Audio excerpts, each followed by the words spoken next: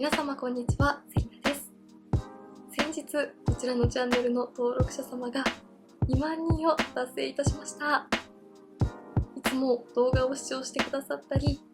温かいコメントや応援をしてくださる皆様のおかげでここまで来ることができました。本当にいつもありがとうございます。これからも少しでも皆様のコスメ選びやメイクのお役に立てるような発信はもちろん、皆様にもっと楽しんでいただけるようなコンテンツも増やしていきたいなと考えておりますので、これからもどうぞよろしくお願いいたします。そして今回は8月25日全国発売、カネボウの新作ファンデーションコンフォートスキンウェアと、8月4日より発売しているカラードシャドウの人気色01番のセンチメンタルウェイと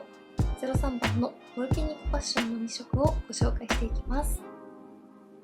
新作ファンデーションコンフォートスキンウェアは全国発売は8月25日からですが、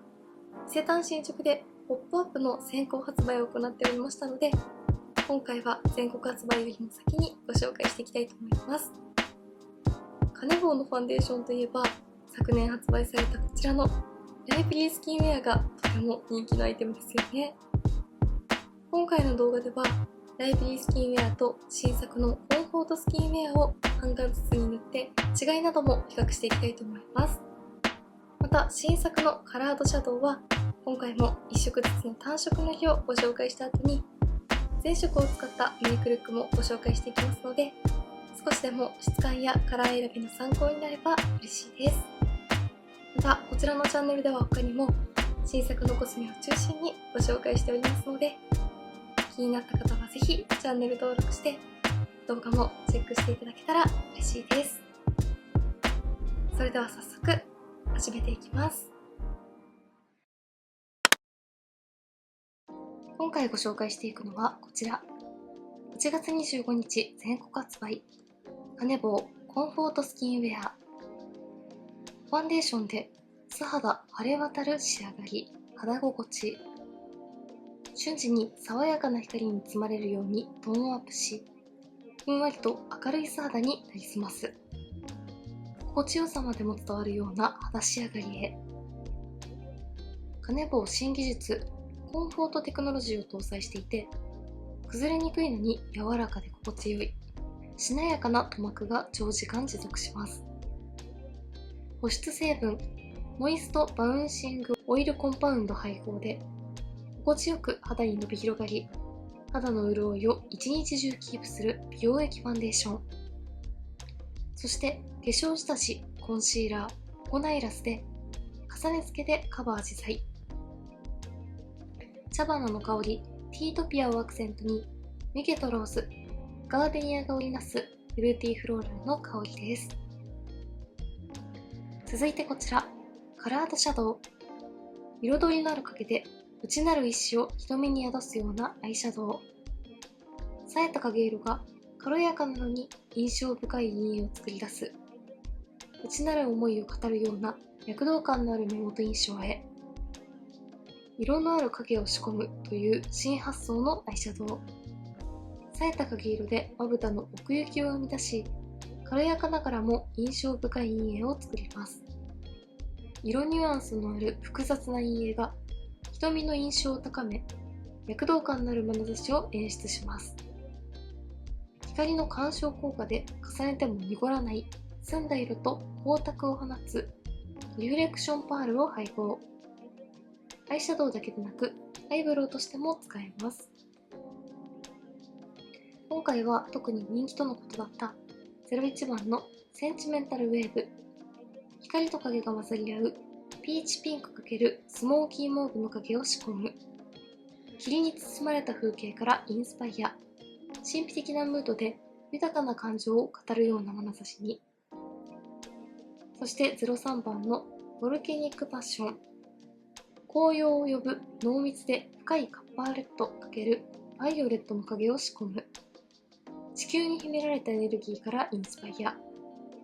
内なる情熱を語るような眼差しにという2色をご紹介していきます。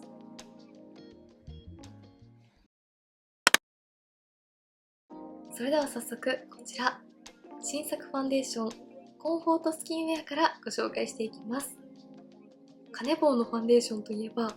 昨年発売されてかなり話題となったこちらのライブリースキンウェアがとても有名ですよね。ライブリースキンウェアはまるでスキンケアクリームのような塗り心地で、肌表面の乾燥が気になるときやファンデーションをうまくなじませられないという方にもとても使いやすいテクスチャーのファンデーションですが、その分どうしてもカバー力はかなりナチュラルなタイプなので、今回の新作コンフォートスキンウェアはこちらもスキンケアのような美容液ファンデーションとのことなのに、手元で見た感じライブリースキンウェアよりもかなりカバー力が高そうだったので、こちらの2つを半間ずつに塗ってどんな感じの違いがあるのかを比較していきたいと思います。ライブリースキンウェアも新作のコンフォートスキンウェアもどちらも下地もパウダーも不要で、これ一つでベースメイクを完成させられるアイテムとのことだったので、今回は下地とパウダーなしで仕上げていきたいと思います。ではまずこちら側半分に人気のライブリースキンウェアを塗っていきます。下地などは塗っていない状態なので、素肌の上に重ねていきます。こんな感じでクリームテクスチャーのファンデーションですが、肌にスッと馴染んでくれて、スキンケアをしているような感覚で伸び広がってくれるタイプです。下地なしなのに全くムラになることもなく、肌に綺麗に均一に伸び広がってくれます。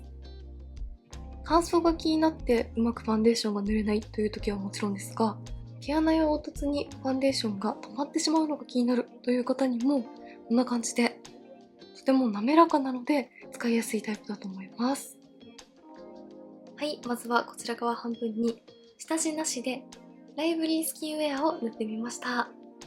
ライブリースキンウェアはブランドサイトに素肌に化けるファンデーションという記載があるくらいなので、何も塗っていない方の肌と比較してもこんな感じでファンデーションを塗っている感は全く感じませんが、しっかりと肌の気になる赤みや色ムラなどは自然にカバーしてくれているのと、ツヤがものすごく綺麗に出ていますよね。スキンケアをしてから少し時間が経った状態の肌に塗りましたが、下地なしでも綺麗に伸び広がってくれて、しっかりと肌に潤いを与えながらファンデーションを密着させてくれる感じなので、保湿感があり伸ばしやすくムラにならないファンデーションを探しているという方にぴったりです。ただかなり肌なじみがいい分、こんな感じで大きいニキビやニキビ跡などの気になる部分を完全にカバーするというわけではないので、こちらは素肌のようなナチュラルな仕上がりにしたいという方や、気になる部分はコンシーラーなどと組み合わせて使用するのがおすすめです。それではこちら側にライブリースキンウェアを塗った状態で、反対側には今回の新作コンフォートスキンウェアを塗って比較してみたいと思います。コンフォートスキンウェアは手元で見た感じかなり伸ばしやすかったですが、カバー力もとても期待できそうでした。こちらはクリームタイプではなくリキッドタイプなので、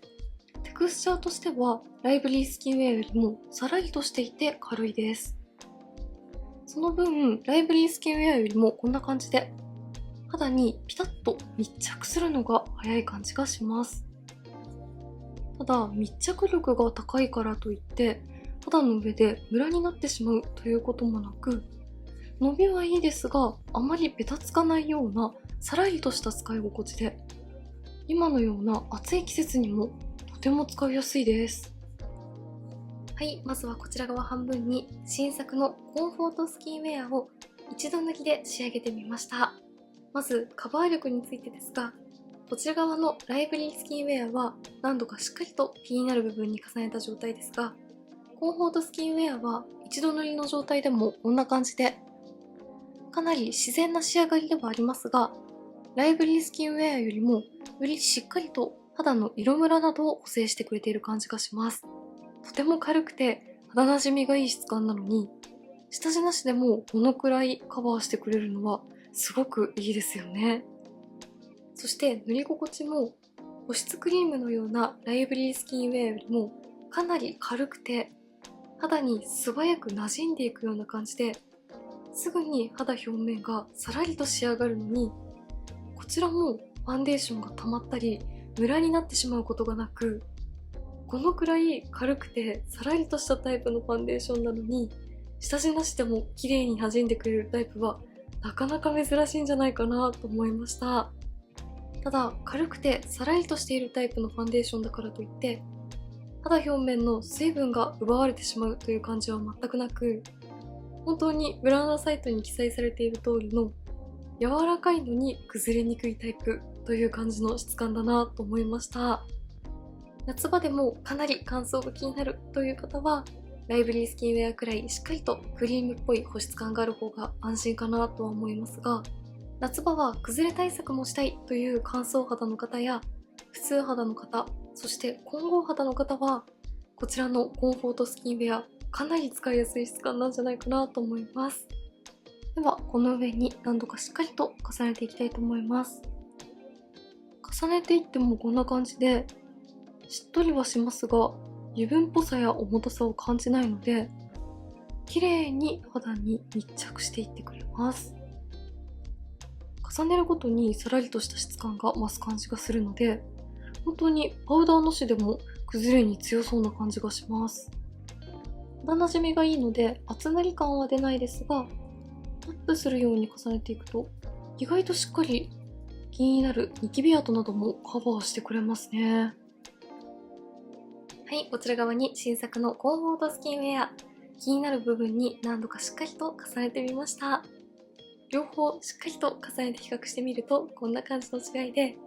やはり新作のコンフォートスキンウェアの方が全体的に気になる赤みや色ムラなどもちゃんとカバーしてくれているのはもちろん、近くで見てもこんな感じで完全にカバーするというほどではないですが、意外と気になるニキビ跡などもきちんとカバーをしてくれました。かなり肌なじみがいいタイプなので、ファンデーション自体の厚みが出ない分、素肌っぽさはしっかりと保ってくれていますが、カバー力は意外と高いタイプのファンデーションだなという印象です。そして仕上がりについてはこんな感じの違いで、どちらも素肌のような自然な仕上がりですが、ライブリースキンウェアは滑らかなテクスチャーがそのまま仕上がりにも現れているような、全体的に自然なツヤを感じるような仕上がりなのに対して、コンフォートスキンウェアは素肌のようなツヤツヤしすぎない自然な肌に整えてくれています。ファンデーションに厚みがなく素肌感が残るからか、コンフォートスキンウェアの方がより顔に立体感が残っているような感じもします。ツヤツヤしすぎてしまったり、マットに寄りすぎてしまったりしない素肌のようなままカバー力だけをアップさせてくれるファンデーションを探しているという方に特におすすめです。それぞれアップで比較してみるとこんな感じです。アップで見るとライブリースキンウェアの肌表面をつるんと整えてくれている感じと、コンフォートスキンウェアのファンデーションが肌に馴染んで密着している感じの違いが分かりやすいと思います。そしてカラーについては、どちらも標準色よりも一つ明るいオークルの B というカラーを使用していますが、コンフォートスキンウェアもカバー力が高いからといってライブリースキンウェアよりも明るく仕上がってしまうということはなく、どちらも明るさは大体同じくらいの仕上がりでした。コンフォートスキンウェアはカバー力は高いですが、その分肌なじみもいいので白く浮いてしまうこともなく使いやすいんじゃないかなと思います。そして香りについても、今回のコンフォートスキンウェアはティートピアをアクセントとしたフルーティーフローラルの香りとの記載がありましたが、ライブリースキンウェアよりもかなり香りが弱めに感じるので、ほんのりと香るスキンケアくらいの感覚で使えたので、こちらは香りが苦手という方にも使いやすいんじゃないかなと思います。そして何よりもライブリースキンウェアもコンフォートスキンウェアも下地やパウダーなしのファンデーション一つでメイクが仕上がるというところがとてもいいポイントですが、ライブリースキンウェアには紫外線カット効果が SPF5 の BA2+ というところが少し使いにくいという声もたくさんありましたが、新作のコンフォートスキンウェアは SPF25 の PA3 プラス入っているので、日常使いであれば下に日焼け止めなどは塗らずに、こちらのファンデーション1本でも過ごせるというところがより嬉しいポイントですよね。どちらも肌なじみが良く、かなり塗り心地がいいファンデーションですが、個人的にはこちらのコンフォートスキンウェアはライブリースキンウェアよりもより進化しているアイテムなんじゃないかなと感じました。ではこの状態のままパウダーなどは塗らずにマスクをしたまま4時間過ごしてみて、崩れ方にどんな感じの違いがあるのか見ていきたいと思います。新作のコンフォートスキンウェアはパウダーなしでも肌にベタつきや油分感を全く感じないので、皮脂崩れが気になる肌タイプの私でも崩れにとても期待できるんじゃないかなと思っています。はい、あれから約4時間ほどマスクのまま過ごしました。一度もお化粧直しをしていない状態なので、どんな感じか見ていきたいと思います。マスクの中の肌はこんな感じです。4時間の間に一度うっすらと汗をかいたのと、今日は雨が降っていたのでジメジメしている分皮脂も出たなという感じがしましたが、それでもこんな感じで、やはり保湿によっているライブリースキンウェアは時間が経つと皮脂と混ざってファンデーションがより薄く馴染んでいくような感じの崩れ方なのに対して、新作のコンフォートスキンウェアも若干塗りたてよりは薄まっていますが、それでも皮脂によるテカリが出ていないのはもちろん、ファンデーションが薄まっていく感じも気になりにくかったです。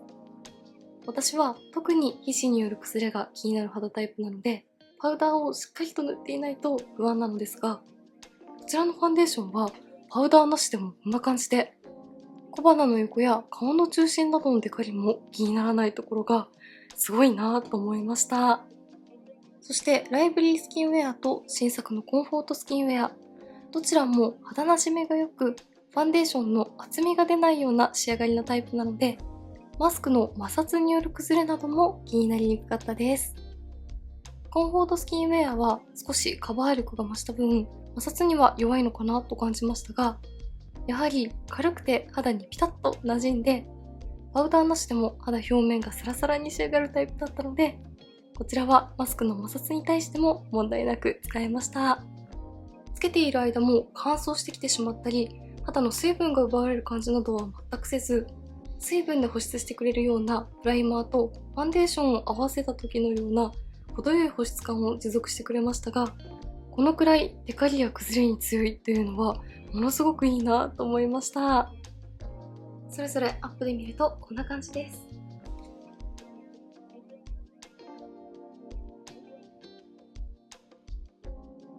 そして肌表面を触った感じは、やはり塗りたてからしっとり感の強いライブリースキンウェアは全体的に少し皮脂によるベタつきが出てきたなという感じなのに対して、コンフォートスキンウェアは小鼻の横などは塗りたてよりも若干しっとりとしてきている感じはしますが、頬や顔の外側などは塗りたてと変わらないような程よいさらりとした質感を保っているので、本当にこちらのファンデーションは皮脂による崩れに強いタイプなんじゃないかなと思います。皮脂崩れも気になるけれど、パウダーなしで仕上げたいという時にとてもおすすめです。そしてマスクへの色移りもこんな感じで、こちら側がライブリースキンウェア、こちら側が今回の新作コンフォートスキンウェアですが、コンフォートスキンウェアの方は全然マスクにファンデーションがついていないですよね。パウダーなしでもこのくらいマスクにファンデーションがつくことなく過ごせました。まずは新作のファンデーション、コンフォートスキンウェアを人気のライブリースキンウェアと比較しながらご紹介していきました。ライブリースキンウェアの素肌のようなナチュラルな仕上がりと、乾燥が気になる時やファンデーションが塗りにくいと感じる時にも使いやすいような伸ばしやすい塗り心地はそのままに、より軽く肌表面をさらりと仕上げてくれて、皮脂の対策をしたいという方やカバー力がもう少し欲しいと感じている方にかなりおすすめでした。コンフォートスキンウェアは紫外線カット効果も高くなっていて、下地やパウダーなしでも皮脂による崩れやマスクの摩擦による崩れも気になりにくかったので、よりファンデーション1本で仕上げたいという方に使いやすいタイプなんじゃないかなと思います。ここからは8月4日発売の新作アイシャドウ、カラードシャドウをご紹介していきたいと思います。まずは01番のセンチメンタルウェーブです。1色ずつまぶたの上に単色塗りをしてご紹介していきたいと思います。カラードシャドウは左から順に A、B、C、D というカラー番号が振ってあって、まず左端の A のカラー、こちらはニュアンスカラー、柔らかな色としっとりと滑らかな質感でシェードカラーを肌になじませます。こちらのアイシャドウは手元で見た感じ、粉質がサラサラとしていてとても塗りやすいなという印象でしたが、まぶたの上にのせてもこんな感じでかなりさらりとしていて馴染みが良く、カラーの発色もナチュラルなので指でもとても馴染ませやすいタイプです。はい、まずは1色目 A のニュアンスカラーはこんな感じでした。パレットで見るとこちらの明るいくすみブルーのカラーですが、まぶたの上にのせてみるとこんな感じでかなり軽くて肌なじみがいい粉質なので、カラーがしっかりと発色するというよりは自然にまぶたに透明感を与えてくれるようなニュアンスカラーでした。発色が強すぎないので他のカラーをぼかしたりなじませたりするときにも使いやすそうです。続いて B はシャイニーメタリックカラー。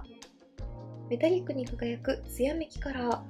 光の角度で視線や表情を変化させます。こちらは手元で見た時もパールによるツヤと微細なラメのきらめきを楽しめるカラーだなと思いましたが、まぶたの上にのせてもこんな感じでかなり綺麗な塗れツヤ感が出てくれます。はい、2色目 B のシャイニーメタリックカラーはこんな感じでした。ベースにほんのりとカラーが発色した上に微細なパールとラメによるきらめきを楽しめるような華やかでツヤ感がアップするようなカラーです。ただこちらも反対に塗っている A のニュアンスカラーと同様、粉質がとても軽いので塗れツヤ感は出ていますが、しっとりとしていて重たい粉質という感じではないので、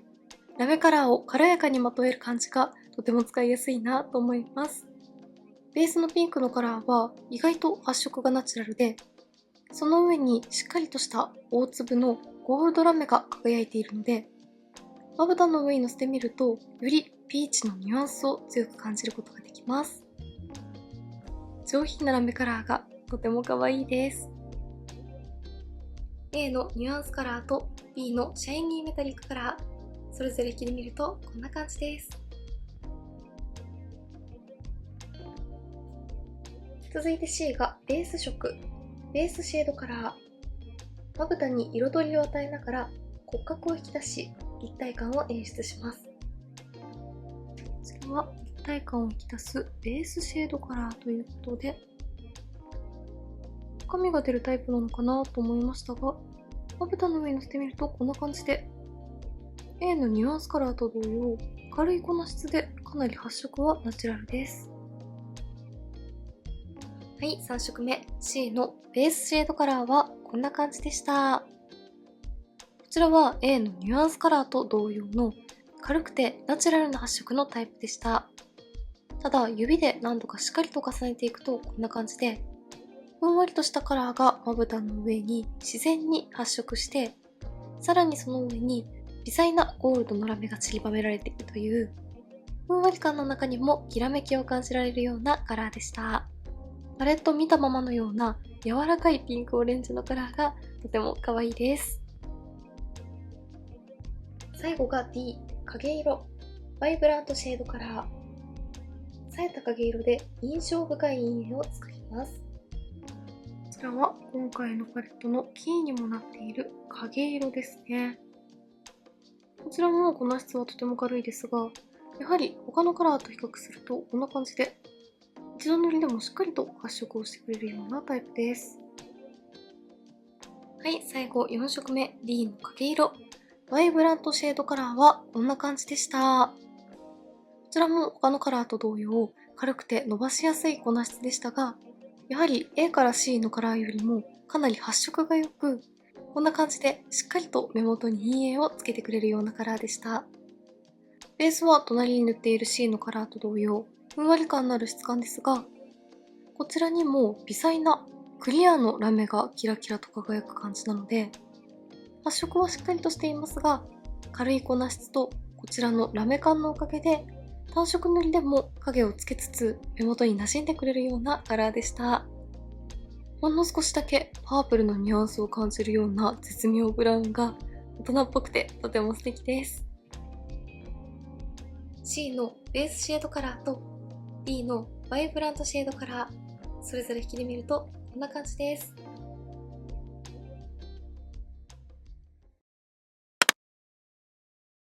ではここからは01番のセンチメンタルフェーブ全色を使ったメイクをご紹介していきます。まず C のベースシェードカラーを指に取ってアイホール全体にベースとして塗っていきます。続いて D のバイブラントシェードカラーを指に取って上まぶたのまつげの際から目を開けた時にカラーが見える位置まで重ねていきます。ベースのピンク寄りの柔らかいオレンジと今重ねている締め色のパープルニュアンスを感じるブラウンの組み合わせがとても今っぽくて可愛いですよね。どちらもふんわりとしている質感ですが、上に微細なラメが効いているので、この2色でも発色を楽しめつつ、ラメ感によって馴染みも良くなります。2色でもこんな感じで可愛いですよね。続いて A のニュアンスカラーを指に取って、B のベースのカラーの境目からアイホールに向かってをぼかしていきます。ふんわりと馴染みのいい質感ですが、さらにこちらのニュアンスカラーで境目をぼかすことによってアイシャドウがより馴染んでいきます。最後に専用のチップの太い面に B のシャイニーメタリックカラーを取って下まぶた全体に入れた後、そのまま指にも取って黒目の中心から少し広めにラメカラーをのせていきます。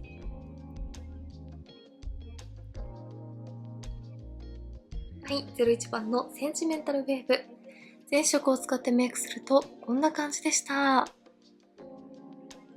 今回 C のピンクオレンジのカラーと D のパープルニュアンスを感じるブラウン系のカラー、どちらも指でしっかりと発色させてみましたが、1000色組み合わせてみるとこんな感じで、一色一色が軽くてふんわりとしている質感なのと、重ねるとカラー同士が綺麗に馴染んでいく感じなので、かなり馴染みのいいメイクに仕上がったかなと思います。最後にアクセントにのせたピーチ系のラメカラーも程よいニュアンスで、ギラギラしすぎないところが大人っぽいですよね。カラーメイクを楽しみたいけれど、あまりカラーの主張が強すぎるのは苦手という方にも使いやすいパレットなんじゃないかなと思います。引きで見るとこんな感じです。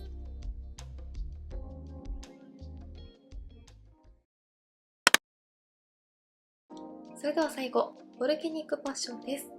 まずは1色ずつ単色塗りをご紹介していきます。まずこちら A のニュアンスカラーです。こちらの A のカラーはこんな感じで、先ほどご紹介した01の A のニュアンスカラーよりも少しだけ陰影感が感じられますが、それでもやはりとても肌なじみがいいタイプですね。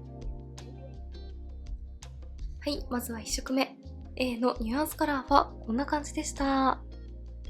こちらも先ほどの01番のパレットと同様、かなり軽くて肌なじみのいい粉質で、発色もとてもナチュラルでしたが、少しパープルのニュアンスが効いているようなくすみベージュといった感じのカラーがニュアンス程度につくので、まぶたに明るさも出しつつ程よい影感もつけてくれるような、ものすごく絶妙なカラーだなと思いました。かなり自然なニュアンスカラーですが、とても魅力的ですよね。続いて B のシャイニーメタリックカラー。こちらはベースにくすみイエロー系のカラーが発色して、その上にゴールドやシルバーなどの多色のラメがきらめくカラーです。はい、2色目 B のシャイニーメタリックカラーはこんな感じでした。重ねていくごとにベースのくすみイエローのカラーがかなり落ち着いたニュアンスになっていて、とても大人っぽくまとまるのと、ゴールドとシルバーのラメの他にも、よく見るとかなり微細ですが、ピンクやブルーのラメも輝いているので、この多色ラメの効果でまぶたに立体感も出ています。パレットの見た目よりもよりくすみ感が強く発色するので、大人っぽさが出てものすごく可愛いです。A のニュアンスカラーと B のシャイニーメタリックカラー、それぞれ引きで見るとこんな感じです。続いて C のベースシェードカラー。こちらはパレットの見た目よりもこんな感じで、やはり発色がふんわりとしているので、カラーが一気にドンとついてしまうということもなく、とても馴染みがいいです。はい、3色目 C のベースシェードカラーはこんな感じでした。かなり明るめのレッドのカラーがしっかりと発色しますが、粉質が軽くふんわりとしている分、肌なじみもとてもいいので、しっかりとカラーを楽しめつつ派手になりすぎないようなタイプでした。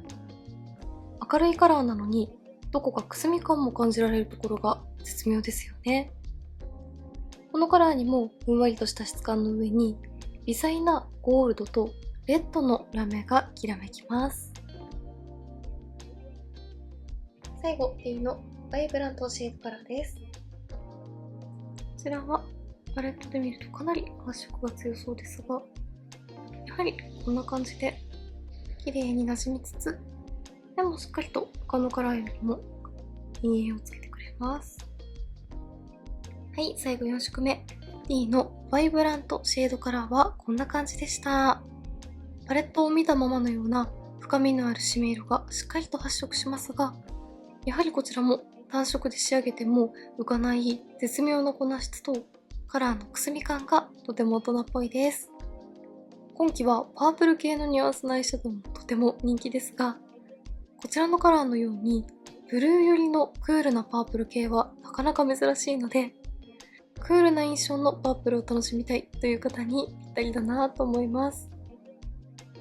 C のベースシェードカラーと D のバイブラントシェードカラー、それぞれ引きで見るとこんな感じです。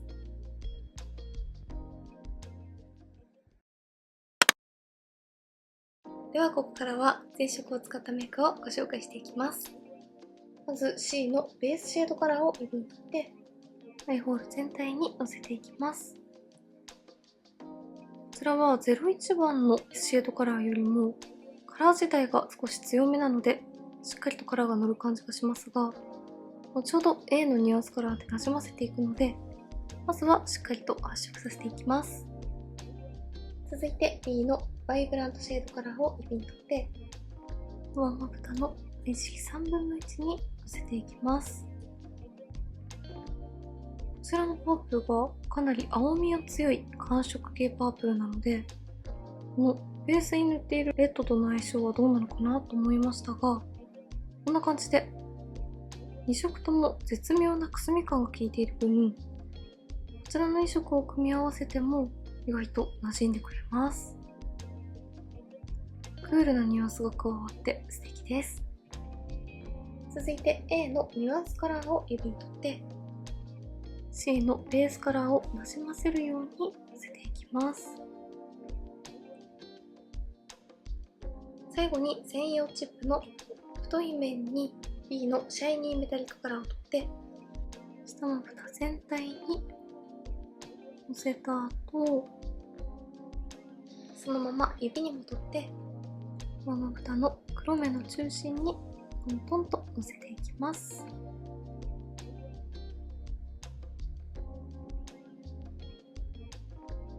はい、こんな感じでボルケニックファッション全色を使ってメイクするとこんな感じでした。単色塗りでカラーを見た時もベースシェードカラーが鮮やかなレッド系だったり、締め色のカラーもブルーのニュアンスが効いたパープルカラーなど少し組み合わせるのが難しそうな配色に見えましたが、全色組み合わせてもこんな感じで A のニュアンスカラーや B のラメカラーが綺麗にアイシャドウをなじませてくれて、大人っぽさと深みもあるようなカラーメイクに仕上げてくれました。しっかりとカラーメイクに仕上がるのに、やりすぎ感がなく浮かないところがものすごくいいなと思いました。引きで見るとこんな感じです。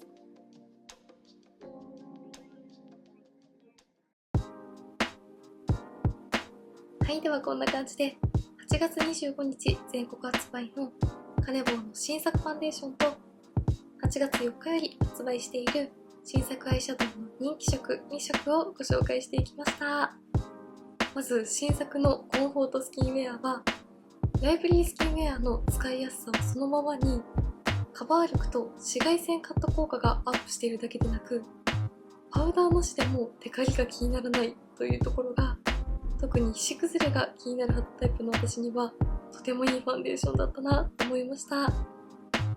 皮脂が気にならないタイプだからといって乾燥してしまうということもなく、下地なしでもしっかりと潤いを与えつつ塗りやすさも両立してくれていたので、かなり進化しているファンデーションなんじゃないかなと思います。乾燥も気になるけれど皮脂対策もしたいという方にとてもおすすめです。そして新作のカラードシャドウもしっかりとカラーメイクは楽しめるのに、浮かない大人っぽさがあるようなくすみ感と馴染み感がとても素敵でした。こちらはカラーメイク初挑戦という方や、試してみたいカラーがあるけれど使いこなせるか心配という時にもとてもいいんじゃないかなと思います。こちらのアイシャドウはすでに全国で発売済みで、ファンデーションは8月25日からの発売となっておりますので、気になった方はぜひチェックしてみてください。メイクについてのご質問やこんな動画が見たいなどございましたら、気軽にコメントやチャンネル登録していただけると嬉しいです。それでは最後までありがとうございました。